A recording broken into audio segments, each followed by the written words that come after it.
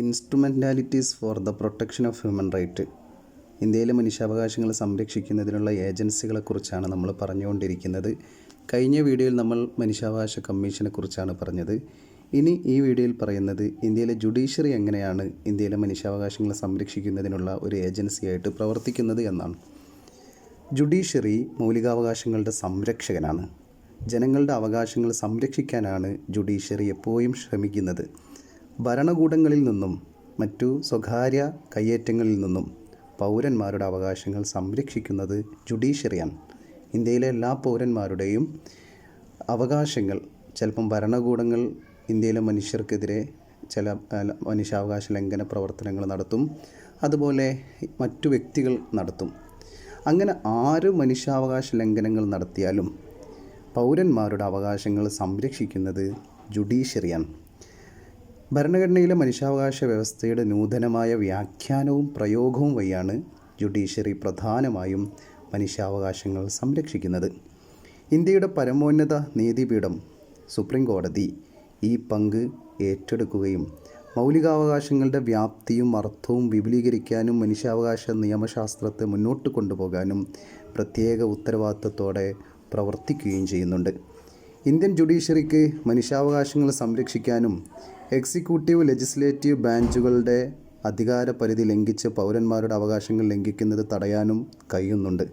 മനുഷ്യാവകാശ സംരക്ഷണത്തിന് ജുഡീഷ്യറിയുടെ പ്രധാന സംഭാവനകൾ ഓരോന്നാണ് ഇനി പറയുന്നത്.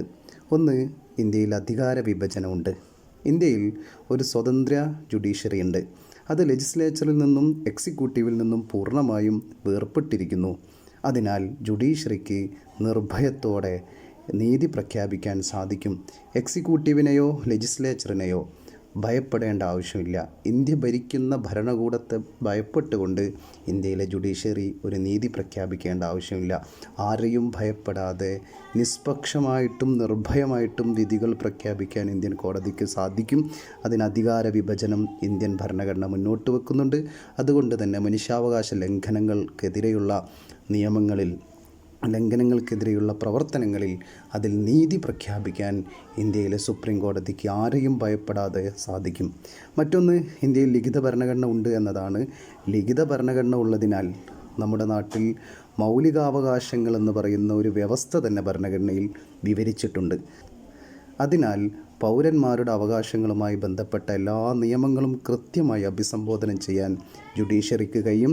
കാരണം ഇന്ത്യയിൽ ലിഖിത ഭരണഘടനയാണ്. ഭരണഘടനയിൽ കൃത്യമായിട്ട് പാർട്ട് 3 മൗലികാവകാശങ്ങളെ കൃത്യമായിട്ട് ലിഖിതമായി രേഖപ്പെടുത്തിയിരിക്കുന്നു. അതുകൊണ്ട് തന്നെ മനുഷ്യാവകാശങ്ങൾ ലംഘിക്കാൻ ഇന്ത്യയിൽ ആർക്കും സാധ്യമല്ല. അത് അങ്ങനെ ലംഘിക്കുകയാണെങ്കിൽ ജുഡീഷ്യറി സംരക്ഷിക്കും എന്നതാണ് മറ്റൊരു പ്രത്യേകത. മറ്റൊന്ന്, നിയമവാഴ്ച എന്ന വ്യവസ്ഥ ഇന്ത്യയിലുണ്ട്. ഇന്ത്യൻ ഭരണഘടന എല്ലാ പൗരന്മാർക്കും നിയമവാഴ്ച ഉറപ്പ് നൽകുന്നു. ഇത് പൗരന്മാർക്കിടയിൽ നിയമത്തിൻ്റെ തുല്യതയും നിയമത്തിൻ്റെ തുല്യ പരിരക്ഷയും നൽകുന്നു. നിയമവാഴ്ചയുടെ തത്വത്തെ അടിസ്ഥാനമാക്കി പൗരന്മാരുടെ മനുഷ്യാവകാശങ്ങൾ സംരക്ഷിക്കാൻ ജുഡീഷ്യറിക്ക് സാധിക്കും. ഇന്ത്യയിലെ എല്ലാ മനുഷ്യരും തുല്യരായിട്ടാണ് ഇന്ത്യയിലെ സുപ്രീം കോടതി അടക്കമുള്ള നീതിപീഠങ്ങൾ കാണുന്നത്. അത് ഏത് വലിയ അധികാര വിഭാഗത്തിൽപ്പെട്ട ആളാണെങ്കിലും എല്ലാ മനുഷ്യരും തുല്യരായിട്ടാണ് ഇന്ത്യൻ നിയമവ്യവസ്ഥ കാണുന്നത്. അതുകൊണ്ട് തന്നെ നിയമവാഴ്ച ആണ് ഇന്ത്യയിൽ നിലനിൽക്കുന്നത്. മറ്റൊന്ന്, ഭരണഘടന ജുഡീഷ്യറിയുടെ സമഗ്രതയും സ്വാതന്ത്ര്യവും ഉറപ്പാക്കുന്നു. ഇന്ത്യൻ ഭരണഘടന ജുഡീഷ്യറിയുടെ സ്വാതന്ത്ര്യവും അഖണ്ഡതയും ഉറപ്പാക്കുന്നു. സുപ്രീം കോടതിയിലെയും ഹൈക്കോടതിയിലെയും ജഡ്ജിമാരെ എക്സിക്യൂട്ടീവിൻ്റെ ഇംഗിതത്തിനും ഇഷ്ടത്തിനുമനുസരിച്ച് നീക്കം ചെയ്യാൻ സാധ്യമല്ല. തോന്നിയ പോലെ നീക്കം ചെയ്യാൻ സാധ്യമല്ല. ഭരണകൂടത്തിൻ്റെ ഇംഗിതത്തിനനുസരിച്ച് നീക്കം ചെയ്യാൻ സാധ്യമല്ല. അതുകൊണ്ട് തന്നെ ഇന്ത്യയിലെ മൗലികാവകാശങ്ങൾ സംരക്ഷിക്കാൻ വേണ്ടി ഇന്ത്യയിലെ കോടതികൾക്ക് വലിയ സ്വാതന്ത്ര്യം ഉണ്ട്.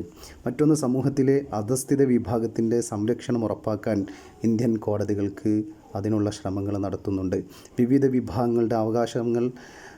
വിവിധ വിഭാഗങ്ങളുടെ മനുഷ്യാവകാശ ആശങ്കകൾ കേൾക്കാനുള്ള ക്ഷമ ഇന്ത്യയിലെ സുപ്രീം കോടതി അടക്കമുള്ള ജുഡീഷ്യറിക്കുണ്ട്. ഉദാഹരണത്തിന് സ്ത്രീകളുടെ, ദളിതരുടെ, ന്യൂനപക്ഷങ്ങളുടെ ഇവരുടെയൊക്കെ പ്രശ്നങ്ങൾ ഇന്ത്യയുടെ കോടതി വളരെ മൂല്യത്തോടെ, വളരെ പ്രാധാന്യത്തോടെ തന്നെ ഏറ്റെടുക്കുന്നുണ്ട്. മറ്റൊന്ന്, ജഡ്ജിമാരുടെ പരിശീലനവും വിദ്യാഭ്യാസ പാശ്ചാത്തലവുമാണ്.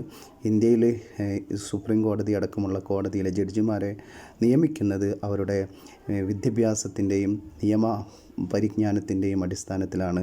അതല്ലാതെ രാഷ്ട്രീയപരമായ ഒരു പക്ഷപാതിത്വത്തിൻ്റെ മാത്രം അടിസ്ഥാനത്തിലല്ല എന്നത് ഇന്ത്യയിലെ ഭരണഘടന മുന്നോട്ട് വെക്കുന്നതാണ്. അതിലൂടെ ഇന്ത്യയിലെ എല്ലാ മനുഷ്യാവകാശ ലംഘനങ്ങൾക്കെതിരെയും ഇന്ത്യയിലെ കോടതിക്ക് നിർഭയമായി വിധി പറയാൻ സാധിക്കും. മറ്റൊന്ന് റിട്ട് പെറ്റീഷനാണ്. ആർട്ടിക്കിൾ 32 പ്രകാരം സുപ്രീം കോടതിക്കും ആർട്ടിക്കിൾ 226 പ്രകാരം ഹൈക്കോടതിക്കും റിട്ട് പുറപ്പെടുവിക്കാൻ അധികാരമുണ്ട്. 5 തരത്തിലുള്ള റിട്ടുകളാണുള്ളത്. ഏതെങ്കിലും വ്യക്തികൾക്ക് തൻ്റെ മൗലികാവകാശങ്ങൾ നിഷേധിച്ചാൽ കോടതിക്ക് പുറപ്പെടുവിക്കാൻ സാധിക്കുന്ന ഉന്നതാധികാര കൽപ്പനയാണ് റിട്ടുകൾ എന്ന് പറയുന്നത്. മറ്റൊന്ന് ജുഡീഷ്യൽ ആക്ടിവിസം ഉണ്ട്, മറ്റൊന്ന് പൊതുതാൽപര്യ വ്യവഹാരമുണ്ട്, മറ്റൊന്ന് ജുഡീഷ്യൽ റിവ്യൂ ഉണ്ട്, മറ്റൊന്ന് ആർട്ടിക്കിൾ 21 വിപുലപ്പെടുത്തിയതുണ്ട്. ഇതിനെക്കുറിച്ച് നമുക്ക് വിശദമായി ഓരോന്നോരോന്നായിട്ട് പറയണം. കാരണം അത് പരീക്ഷയ്ക്ക് പലപ്പോഴായിട്ട് വളരെ വലിയ ചോദ്യങ്ങൾ ചോദിക്കാൻ സാധ്യതയുണ്ട്. അതുകൊണ്ട് അതുമായി ബന്ധപ്പെട്ട ഓരോരോ വീഡിയോ നമുക്ക് ചെയ്യാം.